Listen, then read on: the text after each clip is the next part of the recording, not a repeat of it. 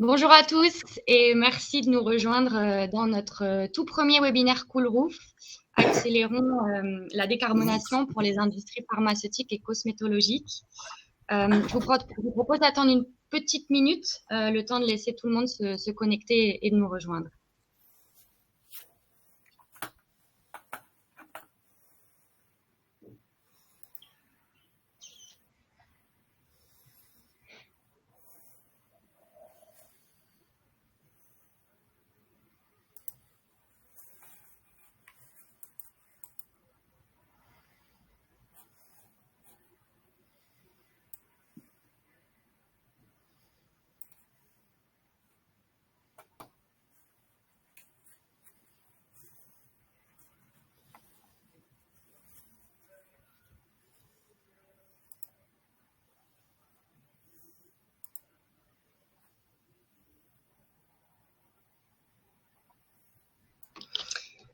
Je vous propose de commencer. Donc, bonjour à tous. Moi, c'est Agnès. Je travaille chez Coolroof et c'est moi qui vais animer ce webinaire aujourd'hui.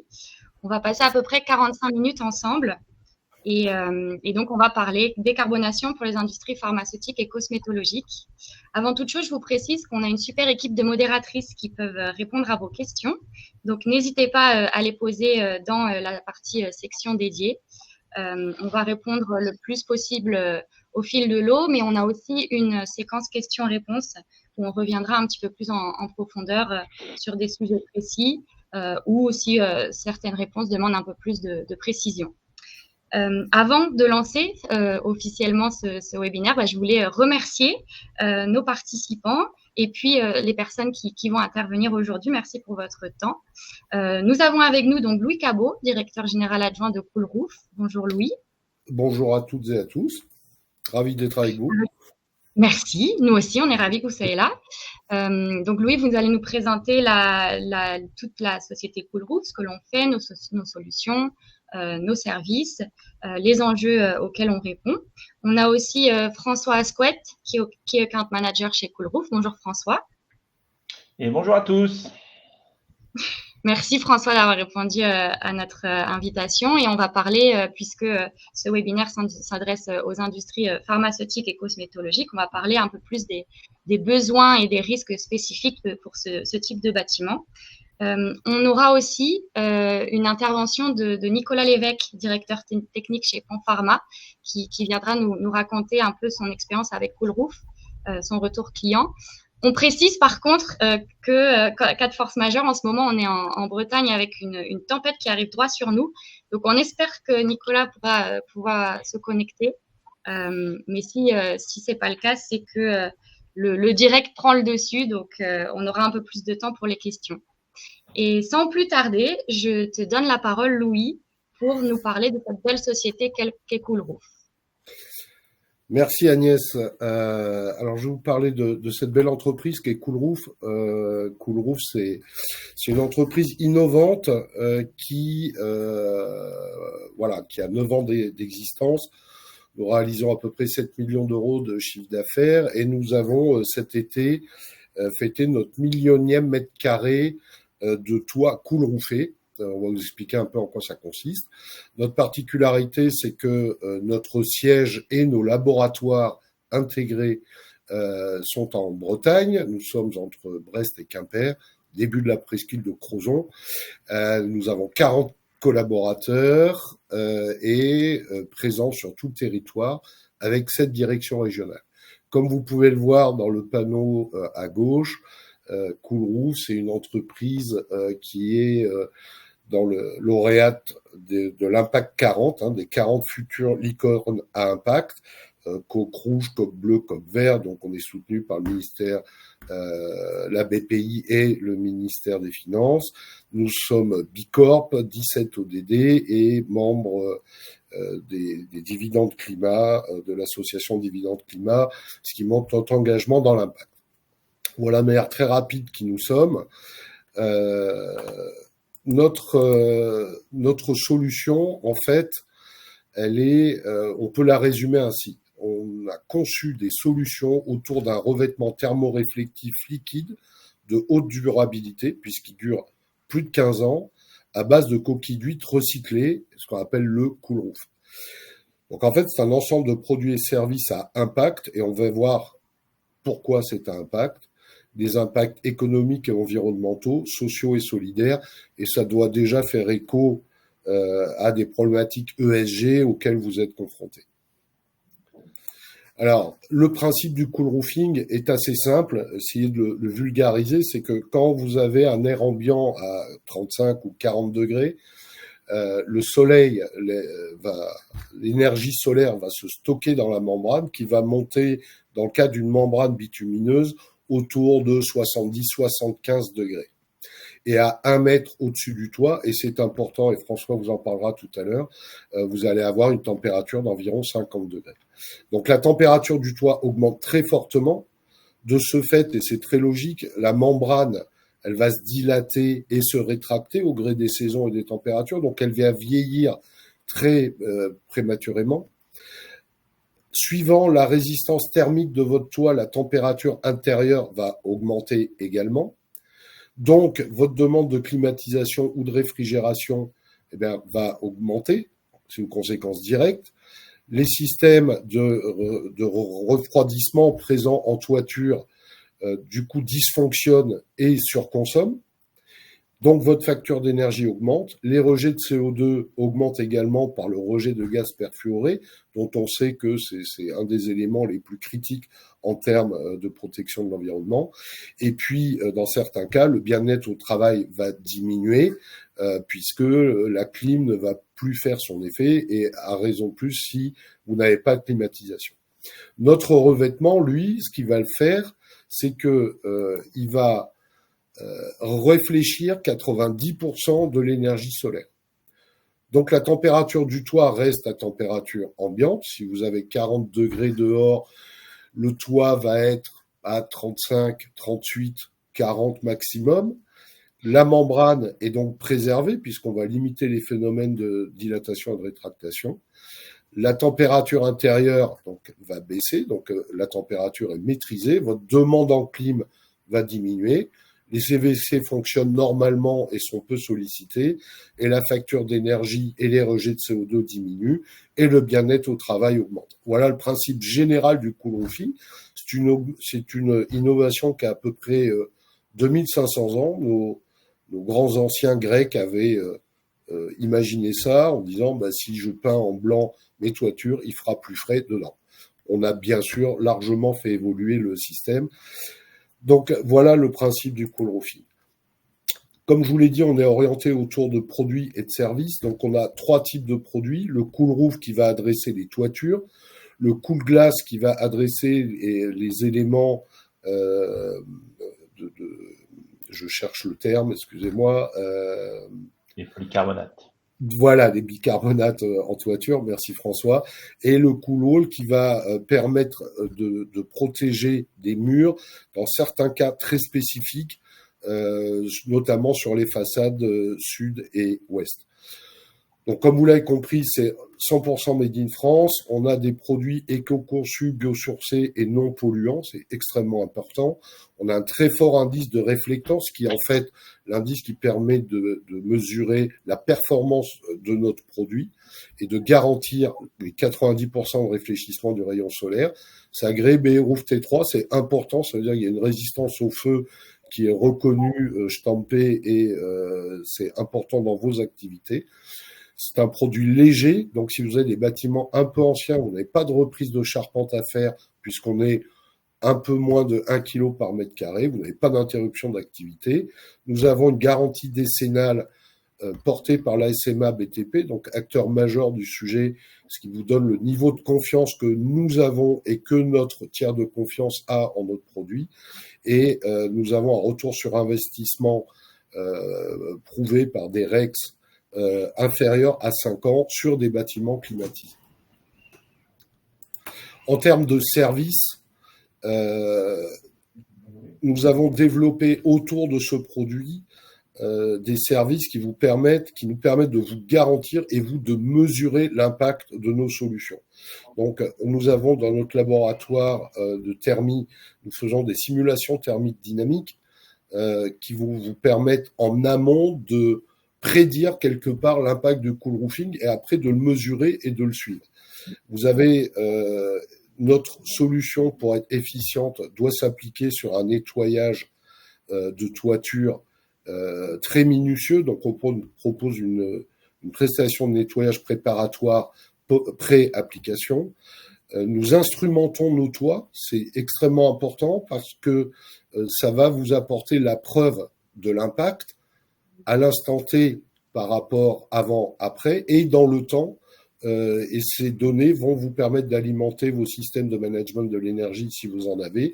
Et on fournit également un système de data visualisation pour que vous ayez ce monitoring en permanence, donc monitoring de la performance.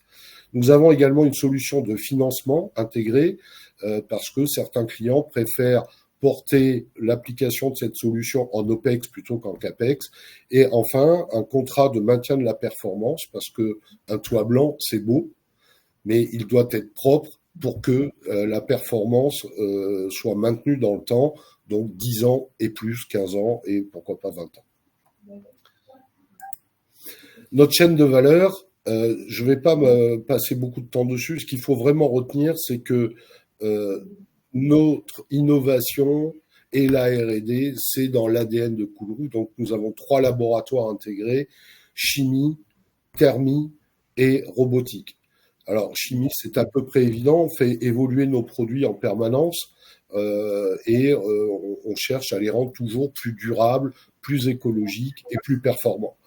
La thermie et la data science, on en a parlé, c'est vraiment la mesure de l'impact et nous développons en permanence des solutions pour toujours vous garantir plus de performance.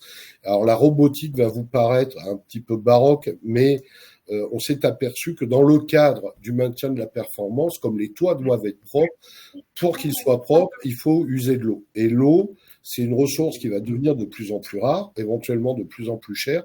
Et donc, nous développons en interne des robots nettoyeurs qui vont se déclencher que lorsqu'il pleut, de manière à être toujours plus dans ce cercle vertueux de préservation de la planète. Enfin, on a un process qui est très calibré, qui démarre par une visite technique obligatoire. Et c'est là où notre présence au niveau national est importante, c'est qu'avant d'imaginer quoi que ce soit, on va travailler avec vous in situ pour recueillir des informations et projeter le process qui sera mis en place. Et dès le début, on va pouvoir se dire oui, nous faisons ou non, nous ne faisons pas parce qu'il n'y aura pas assez d'impact, parce que votre membrane ou votre toit ne présente pas les prérequis suffisants. Donc, il y a un premier go-no-go tout de suite.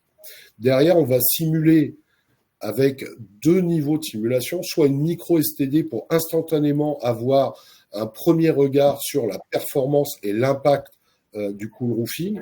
On peut aussi déployer des STD beaucoup plus complètes pour mesurer l'impact sur la résilience de l'enveloppe du bâtiment, ce qui est une donnée qui est assez peu regardée dans le système de management de l'énergie, où on sait tout surtout sur les comportements et ce qui passe à l'intérieur, mais finalement on sait assez peu de choses sur ce qui se passe au niveau de l'enveloppe. Après, on va aussi préparer des schémas d'instrumentation, toujours dans cette logique de preuve et de mesure d'impact. Nous allons poser ensemble les produits et les instrumentations. On va produire tout l'aspect monitoring et éventuellement la mise à disposition de données. On va faire des REX avec vous, des analyses. On va vous fournir des rapports. On va les partager, les soutenir si besoin. Et dans les options, donc, il y a cet aspect d'entretien annuel, donc de garantie de la performance. De manière très simple, voilà notre process. C'est sur cette base-là de nos savoir-faire que François vous parlait plus spécifiquement de votre activité. Merci Louis. Merci. Oui, c'est important de bien comprendre que Cool Roof, ce n'est pas qu'une peinture blanche réflective qu'on pose sur les toits. Effectivement, c'est toute une chaîne de valeur de la conception du produit jusqu'à la gestion des données une fois le revêtement posé. effectivement, François, je vais te donner la parole parce que on est quand même dans un webinaire dédié à l'industrie pharmaceutique et cosmétologique et ces bâtiments ont des besoins et des problématiques bien dédiées. Donc, je te laisse en parler. Merci Agnès. Donc j'ai essayé de vous schématiser les différentes problématiques qu'on peut avoir sur les bâtiments de la pharma et de la cosméto. Donc principalement, on va avoir 3 types de bâtiments, 3 applications, et on démarre notamment sur le premier bâtiment par le stockage des matières premières. Donc c'est l'arrivée des intrants dans votre chaîne de process complète. Donc sur cette partie-là, on a déjà une problématique de maintien de température à l'intérieur du bâtiment avec des matières qui sont non traitées. Ensuite, on va passer sur le process pur. Donc là, souvent, on est contraint par les températures dirigées du bâtiment avec différentes températures. Donc on va sur le froid négatif entre moins 30 et 0, le froid positif entre 2 et 10 degrés et le sec ambiant où on va travailler principalement sur du 15-25 degrés. Donc ces bâtiments sont généralement refroidis par des ensembles mécaniques CVC qui se situent en toiture et qui peuvent être source de problématiques. La troisième partie, ça va être le stockage des matériaux, des matières terminées, produits finis, avant expédition. Et si on regarde au global ce que ça représente, on va pouvoir traiter le scope 1 des entreprises, donc où on est sur de l'émission directe liée à la production. On va traiter également les émissions indirectes, donc là c'est le bâtiment qui fonctionne hors production. Et on pourra également traiter le scope 3 qui va vous intéresser, parce que le scope 3, c'est la partie droite du bâtiment, c'est l'expédition pour certains, et ça va être l'entrée des matières sur d'autres prestataires.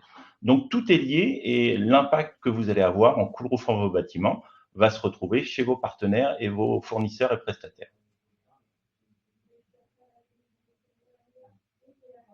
Donc si on rentre un petit peu plus dans la problématique par zone, donc ce que je vous disais sur les matières premières, on va avoir principalement un risque de perte de marchandises dû à des conditions de stockage. Si on prend le cas des résines, quand elles sont exposées à des températures trop élevées, elles risquent de se dégrader. Et si vous avez un stock qui est juste limite, un stock tampon, vous avez un risque très rapide d'avoir une pénurie de produits et donc un arrêt de votre production. Et un arrêt de production, c'est de l'argent, je dirais, qui est immobilisé très rapidement. Si on regarde plutôt sur la partie process pur, donc là, on est vraiment contraint par les températures dirigées, donc on a vraiment ce besoin d'assurer la pérennité de la température dans les bâtiments. Le risque également, si on a un arrêt de la production lié à l'appareil CVC qui serait en dysfonctionnement, notamment le défaut HP de haute pression, on aurait un coût, je dirais, lié à l'arrêt de la chaîne. Et souvent, le redémarrage peut être extrêmement long et donc coûteux. Et à partir du moment où vous avez une chaîne qui est à l'arrêt, vous ne produisez plus, donc vous avez je dirais, une immobilisation liée à ce phénomène de surconsommation initiale de vos CVC. Et donc sur cette partie-là, on a vraiment une problématique sur laquelle le coolroofing va être très intéressant. La partie qui se situe au-dessus des zones de process dirigés, c'est ce qu'on appelle le plénum. Et le plénum, c'est une zone qui est extrêmement exposée à l'attaque du rayonnement solaire. Et il y a une variable que l'on va avoir sur la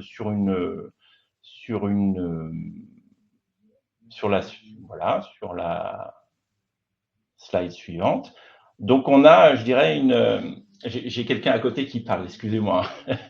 Donc, on a une chaîne de variables qui est très importante, mais la seule que l'on peut contrôler, c'est la différence de température entre l'intérieur et l'extérieur. Et on sait que le froid est toujours contaminé par l'air chaud. Donc, si on arrive à maîtriser la température dans le plénum, on réduit le delta T et donc on réduit naturellement les besoins de refroidir le bâtiment. Et donc, les consommations vont baisser naturellement derrière.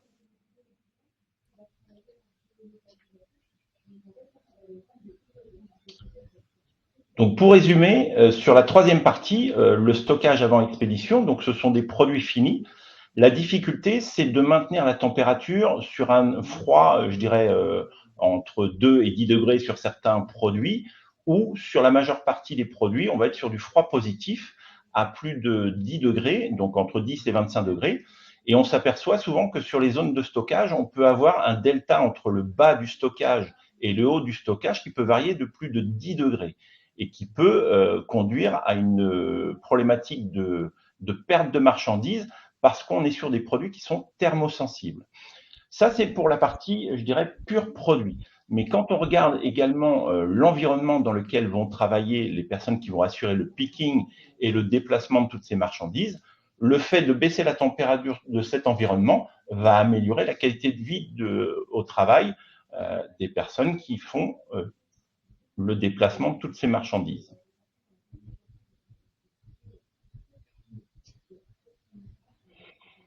Si on regarde l'évolution de ces bâtiments, nous, ce qui nous intéresse, ce sont principalement les bâtiments qui ont plus de 10 ans parce que leur conception est intégrée avec un plénum et, je dirais, de la CVC en toiture. Donc, ils sont extrêmement sensibles à l'environnement puisque la CVC, quand elle est dans un environnement trop chaud, c'est ce qu'on a vu, elle fonctionne mal et elle consomme énormément d'énergie.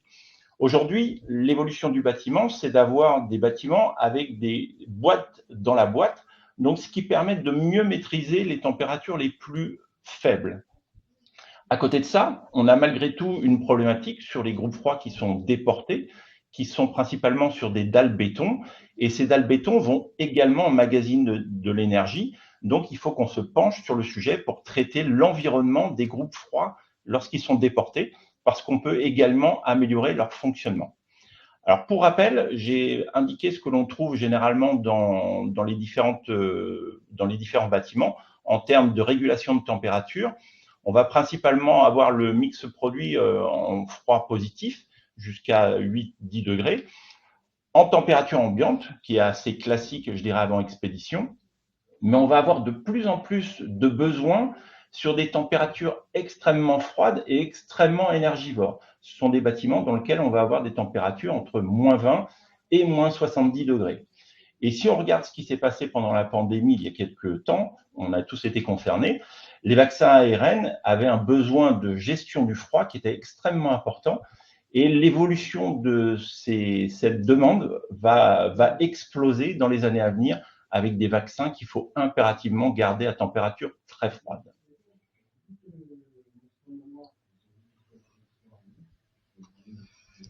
Merci. Voilà pour l'ensemble du bâtiment. Non, c'était très clair, merci. Et effectivement, avec les conditions de réchauffement climatique, c'est vrai que les bâtiments qui avaient été construits selon des normes un petit peu plus anciennes, là, la résistance thermique est mise à rude épreuve. Et c'est justement les questions d'enjeux environnementaux. Mais ça, je crois, Louis, que c'est toi qui vas nous en parler pour conclure cette petite présentation de Coolroof.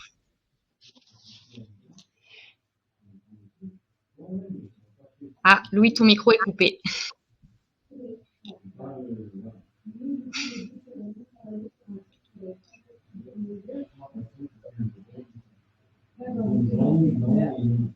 Ah, on n'entend pas le micro de Louis, pardon. C'est les aléas du direct. C'est le froid. Il a gelé son micro. Absolument. Surtout que la tempête arrive droit sur nous. On ne l'entend pas ici, dans nos bureaux, mais le vent est autour de nous. Peut-être que dans ce cas-là, François, tu peux… Je vais reprendre la main. Effectivement, donc on a quatre enjeux principaux qui sont adressés grâce au Coolroofing. Dans un premier temps, ça va être une logique économique, ensuite environnementale, sociétale et réglementaire. Si on se base sur les enjeux économiques, le principal et qui vous intéresse aujourd'hui, c'est de diminuer vos consommations d'énergie. Parce que des appareils CVC qui fonctionnent mal, ils sont extrêmement coûteux à entretenir et ils vont, je dirais, nécessiter un maintien beaucoup plus important en termes de curabilité. Je crois que je suis revenu. Oui, super. Merci François de reprendre à la volée les problématiques techniques. Ouais, en fait, on a vraiment 4 enjeux à adresser et vous allez vous retrouver tout de suite ces problématiques ESG. Hein. Donc, on adresse des enjeux économiques, des enjeux environnementaux, notamment autour de autour des émissions de CO2. C'est quand même très vertueux parce qu'on est sur des solutions passives d'optimisation énergétique avec des poids carbone extrêmement maîtrisés, puisque une fois qu'on l'a appliqué, c'est ad vitam aeternam, et des produits durables, éco-conçus, biosourcés, non polluants, tout ça est extrêmement important et fait partie de notre ADN. Des enjeux sociétaux, puisqu'on va adresser la qualité de vie au travail, l'impact social par des chantiers d'insertion, puisqu'on a un statut, on est et Bicorp et ESS, donc c'est aussi des notions auxquelles nous sommes sensibles. Et pour vous, c'est aussi des arguments pour développer la marque employeur et renforcer son attractivité. Bien évidemment, on va adresser des enjeux réglementaires, hein, puisque la neutralité carbone en 2050, nous y contribuons très largement, notamment à travers les dividendes climat que nous recevons, et donc c'est audité tous les ans, c'est prouvé, donc c'est pas du greenwashing, on est vraiment dans l'action. Nous participons à l'atteinte des objectifs du décret tertiaire, puisqu'on a vu qu'on avait un impact direct sur la consommation. Et enfin, par rapport à vos problématiques de CSRD, on adresse aujourd'hui en l'état à peu près 27% des points. Donc, on a 27% des indicateurs qui sont directement plugables dans vos rapports CSRD. Merci beaucoup, Louis. Alors, Monsieur Nicolas Lévesque est connecté avec nous. Visiblement, la tempête n'a pas eu raison des équipements Panpharma. Nicolas Lévesque, donc directeur technique de chez Panpharma, qui va nous rejoindre d'une minute à l'autre, va nous parler, si tout se passe bien côté technique chez nous, de son retour, donc d'expérience client, un chantier mené avec Coolroof. Normalement, il est là. Ouais, bonjour. Est-ce que vous nous entendez, Nicolas? Oui, je vous entends. Vous m'entendez par contre? Super. Nous, on vous entend, on ne vous voit pas encore, mais en tout cas, on vous entend très bien. Ok, très bien. Alors moi, en fait, je suis arrivé avec 5 minutes de retard. Je ne sais pas qui participe exactement bon, il y a des gens de chez Coolroof, mais les entreprises invitées, il y a qui exactement? Parce que je n'ai pas du tout de vision là-dessus. Monsieur Nicolas, on est déjà sur le webinaire. On a lancé le webinaire, on est en direct. D'accord, ok. Alors, je vous en prie, la parole est à vous. Ouais. Alors effectivement, donc nous on a sollicité l'entreprise Coolroof, c'était durant l'année 2022. On avait commencé à discuter, en fait on a lancé les discussions, on va dire plutôt fin 2021 et en fait on a appliqué la solution Coolroof sur un magasin de produits finis qui est basé sur le site de Luttré-Dompierre, donc en Bretagne. Pour répondre à une problématique qui est relativement simple, c'est que on doit garantir pour le stockage de nos produits pharmaceutiques, donc on fabrique des injectables stériles pour l'hôpital, hein, on doit garantir des conditions de stockage entre 15 et 25 degrés de ces produits. Et donc aujourd'hui, on dispose de magasins qui ont été construits à peu près il y a une trentaine d'années, évidemment avec des niveaux d'isolation qui sont on va dire qu'ils sont pas très performants, d'isolation qui sont plutôt assez faibles. Et donc, dans ce cadre-là, on avait au départ, on avait imaginé effectivement on avait un souci effectivement de dérive de température dans ces magasins. On avait des pics de température au-dessus de 25 degrés hein, pendant des périodes, on va dire caniculaires. Ce qui générait en fait des risques pour les produits qui sont stockés. Et donc, pour pallier à ceci, en fait, on a travaillé sur différents axes. Alors, les premiers axes qu'on a travaillé, on a par exemple travaillé sur les éclairages pour mettre les magasins dans le noir. On a également tout traité, tout l'ensemble des skydomes, isolé les trappes de désenfumage, etc. Donc, on a essayé d'occulter au maximum les magasins actuels. Et comme on ne parvenait pas à garantir une température en dessous de 25 degrés pendant les périodes caniculaires, on a envisagé pendant un certain temps de climatiser ces magasins. Alors ce magasin, entre autres, ce magasin produit fini, il faut imaginer, il fait à peu près 8 mètres de hauteur, donc il représente un certain volume, plus de 1000 mètres carrés au sol par 8 mètres de haut, donc ça représente un grand volume d'air à climatiser. Et donc, on avait lancé les premiers chiffrages pour des systèmes de climatisation, ce qui nous imposait effectivement de faire des investissements assez importants en traitement d'air, c'est-à-dire pour acheminer du froid pendant les périodes caniculaires, mais également ça nous obligeait aussi d'investir dans un nouveau groupe froid pour apporter effectivement du froid à ce magasin. Donc, on arrivait à des investissements en dehors des groupes froids, juste sur le système de ventilation, on était pour à peu près un magasin de 1000 mètres carrés, de 8 mètres de hauteur, on était aux alentours de 250 000 euros de coût d'investissement de système de climatisation, sans parler des groupes froids. Donc, ça représente quand même un investissement assez important.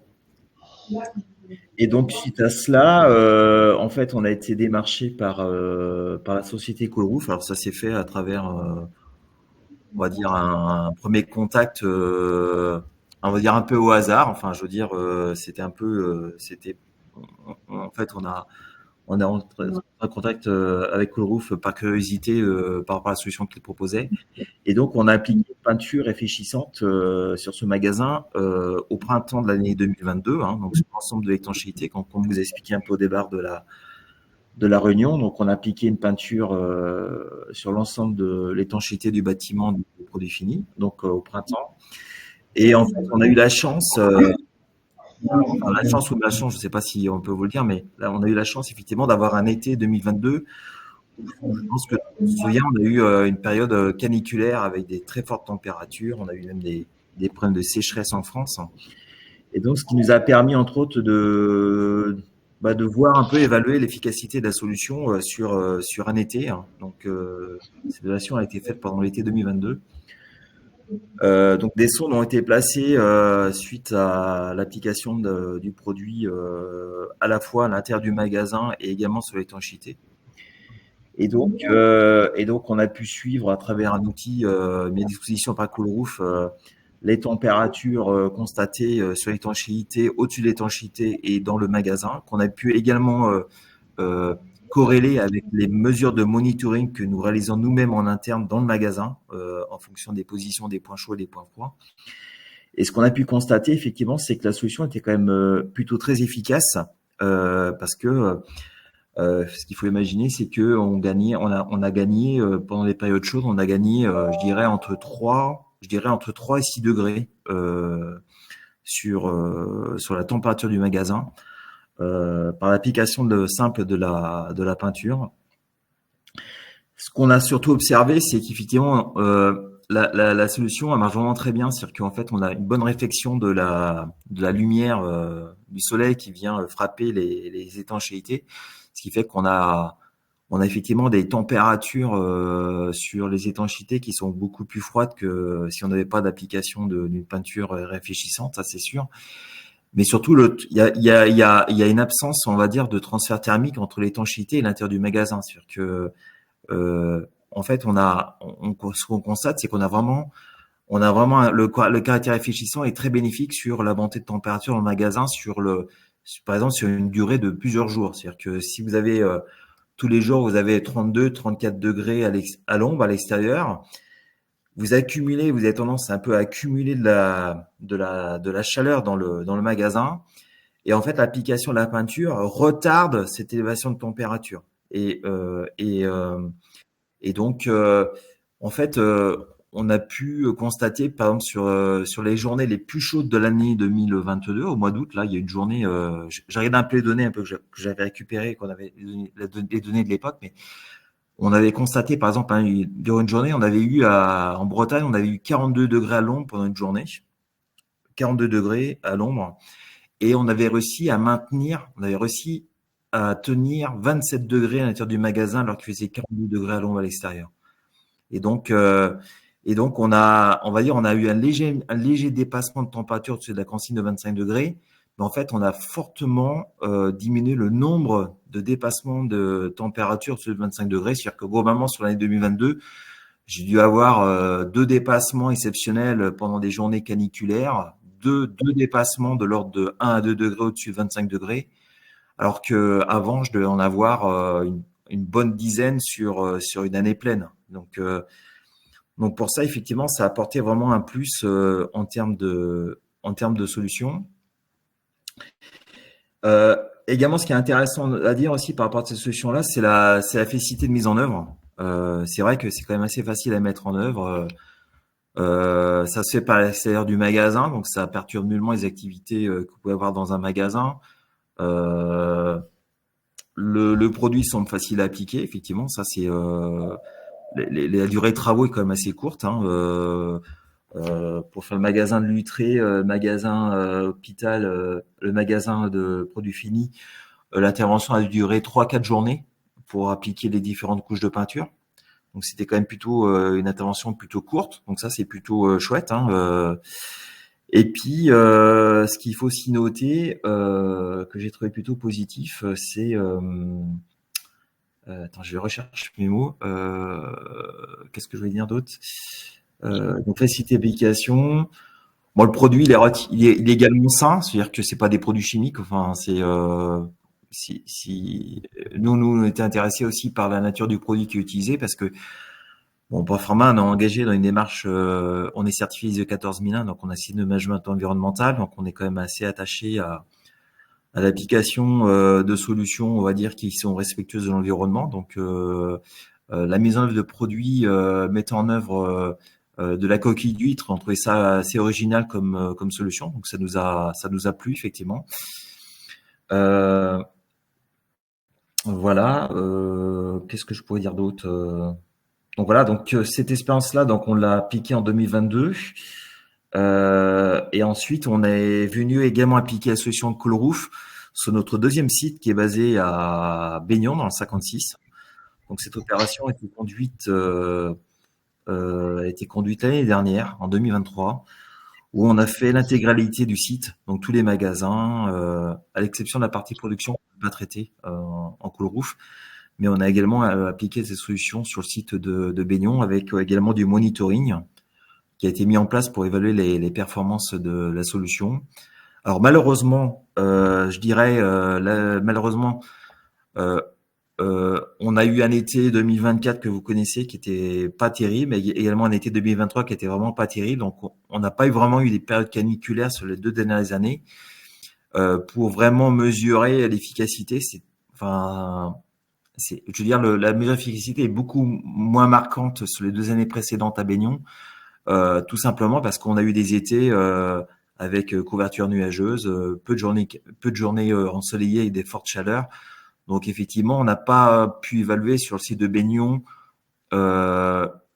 l'efficacité, même si on retrouve à travers les courbes les mêmes constats qu'on a fait à Luttré. Ça veut dire effectivement une baisse de température, de la température d'étanchéité des bâtiments, un faible transfert thermique entre l'étanchéité et l'intérieur du magasin, ça on le constate, mais je veux dire, en termes de résultats attendus, on a sur Baignan, on l'a moins mesuré parce qu'effectivement on était dans des conditions qui étaient moins, on va dire, moins difficiles que ce qu'on a vécu à l'été 2022 sur le site de Luttré, où effectivement on a pu constater un véritable effet positif de ces solutions. Voilà. Concernant Panpharma et cette démarche également, ce qu'il faut savoir, c'est que donc effectivement donc nous on est certifié ISO 14001, oui 14001, c'est du management environnemental, donc on a pu effectivement valoriser ce projet, cette démarche dans le cadre de nos démarches de certification ISO 14001. Voilà donc c'est donc vraiment, on est plutôt assez satisfait de ce qui a été proposé. Et puis voilà, en termes d'accompagnement, ça s'est également bien passé. Voilà, on a eu aussi de l'aide de la part de Coolroof pour faire les analyses, pour faire le bilan des opérations qui ont été menées. Donc voilà, donc un bon retour d'expérience. Voilà. Eh ben, c'est super. Merci beaucoup. Ouais, Merci beaucoup, Nicolas Lévesque, question, d'avoir mais pris le c'est pas temps facile. de… Oui, Ouais, voilà, donc bon, voilà, ça. On va dire, c'est effectivement, comme on l'avait expliqué au départ de la réunion, effectivement, c'est vraiment une solution très ancienne. Hein, peindre les maisons blanches en Grèce, on sait très bien que c'est plutôt positif. Hein, dans les zones où effectivement on a des problèmes caniculaires. Donc effectivement, ça apporte vraiment un plus, je dirais, en plus de l'isolation qu'on a au niveau des bâtiments. Donc voilà, donc c'est plutôt chouette. merci. Merci beaucoup pour ce retour très complet. Il nous reste un petit peu de temps si vous avez des questions, donc que ce soit pour Nicolas Lévesque, mais aussi pour François ou Louis. Il nous reste à peu près 5 minutes. En attendant que les questions viennent, si questions il y a évidemment, moi je voulais revenir sur certaines questions qu'on nous pose. En tout cas, il y a des questions notamment dans des salons ou dans des rencontres avec nos équipes commerciales qui reviennent souvent. Je pense que c'est l'espace justement pour les adresser. La première, par exemple, c'est concernant l'hiver. Parce qu'en général, on comprend bien les problématiques de l'été pour tout ce qui est réchauffement climatique, rafraîchir les bâtiments de l'intérieur. Mais comment ça se passe concrètement en hiver? Est-ce que, François, par exemple, tu peux nous répondre? Oui, bien sûr. Alors effectivement, c'est une question récurrente et qu'il faut poser. Ce qui est important de comprendre, c'est que le rayonnement solaire l'été, on est au zénith du soleil, donc on a un impact qui est très très fort. Donc on pourrait se poser la question en hiver, quand le soleil est beaucoup plus bas, est-ce que c'est un défaut d'avoir du couvre-feu? En fait, non. Parce que quand il est plus bas, on est beaucoup plus loin du soleil, on a un rayonnement infrarouge avec des ondes qui sont plus courtes. Donc déjà, ces ondes apportent moins d'énergie sur le bâtiment. Et comme il est rasant, on n'a plus du tout d'apport par le toit. Ce sont vraiment les façades qui apportent de l'énergie dans le bâtiment. Donc pour l'hiver, pas de problématique particulière. Quand on commence à avoir une courbe du soleil qui se lève un petit peu, effectivement, sur le mois de mars, on peut avoir besoin de chauffer un petit peu plus le bâtiment parce que le cool roof est déjà actif et il renvoie les infrarouges vers l'extérieur. Mais au global d'une année, on est largement gagnant. Merci beaucoup, François. Dans les autres questions, notamment qu'on nous posait, j'avais envie de revenir sur le point du photovoltaïque, parce qu'il y a des obligations sur les nouveaux bâtiments de mettre du photovoltaïque. Et on nous demande souvent si c'est une problématique de cool roof, si c'est complémentaire ou pas. Alors, je ne sais pas si là, Louis ou François peut me répondre. Je vais continuer. Hein. Sur le photovoltaïque, encore une fois, il faut bien comprendre qu'on travaille, je dirais, grâce au cool roof dans un environnement qui est plus frais. Donc, quand on a des bâtiments qui sont déjà équipés de photovoltaïque, généralement en monofacial, on va améliorer la productivité du photovoltaïque en refroidissant l'environnement, je dirais, du panneau qui est au sol. Quand on est sur des problématiques d'investissement, où là, on peut encore réfléchir au choix du panneau que l'on va faire, il est intéressant de partir sur du bifacial, donc deux faces, une qui va être déjà mieux orientée sur le rayonnement direct et une deuxième face arrière qui va profiter de l'augmentation de l'albédo, donc la réflexion de l'énergie sur notre cool roof, pour produire de l'énergie sur la face arrière. Et encore une fois, on travaille dans un environnement qui est beaucoup plus frais, donc le panneau produit beaucoup plus d'énergie directe. Très bien, très clair, merci. Louis, est-ce que je peux te demander un petit mot, dont tu en as parlé évidemment dans ta présentation, mais un petit mot sur notre bureau d'études, parce que chez Cool Roof, on a des équipes dédiées, que ce soit au niveau matériaux, au niveau thermique, mais aussi robotique. Est-ce que tu peux nous en dire juste un petit peu plus, vu qu'on a le temps de revenir sur ce point? Ouais, c'est un point. Alors ça, je pourrais en parler des heures parce que c'est vraiment l'ADN de Cool Roof, hein, la recherche, l'innovation, et d'être toujours en mouvement pour toujours se projeter. Donc, si je segmente sur ces trois axes de recherche, sur l'aspect matériaux et chimie, on travaille toujours pour. Voilà, aujourd'hui, on a beaucoup parlé de membranes bitumineuses, mais il y a des toits en PVC, il y a des toits dans plein de matières. Donc, ce labo travaille sur des spécifications particulières pour appliquer sur tel ou tel support. Et ça, c'est un travail qui est long, qui est compliqué. Et c'est pour ça que on s'inscrit vraiment dans la durée, parce qu'une session de test, c'est 6 mois de vieillissement, voilà. Puis si on se trompe, on repart pour 6 mois. Donc, c'est vraiment des process de recherche extrêmement intéressants, extrêmement longs, mais on a une équipe très performante. Donc, voilà, par exemple, aujourd'hui, on travaille sur des produits parce que Coolroof va se déployer à l'international, se déploie à l'international, voilà, il faut adapter le produit à des climats qui ne sont pas des climats français, donc des climats tropicaux. Voilà, donc on travaille énormément là-dessus avec cette équipe. L'aspect thermie et instrumentation, là, est sur un axe vraiment complémentaire et majeur, puisque eux travaillent beaucoup sur l'axe de la preuve. Et aujourd'hui, la politique générale de Coolroof, c'est sortir totalement de l'argumentaire pour rentrer totalement dans la preuve. Et la preuve, elle passe par la mesure, par la quantification et par de l'impact. Alors, il y a le volet E de ESG, donc tout ce qui est, on va dire, énergétique, environnemental. Donc là, c'est vraiment des domaines scientifiques et de mesure et d'instrumentation portés par le bureau d'études techniques.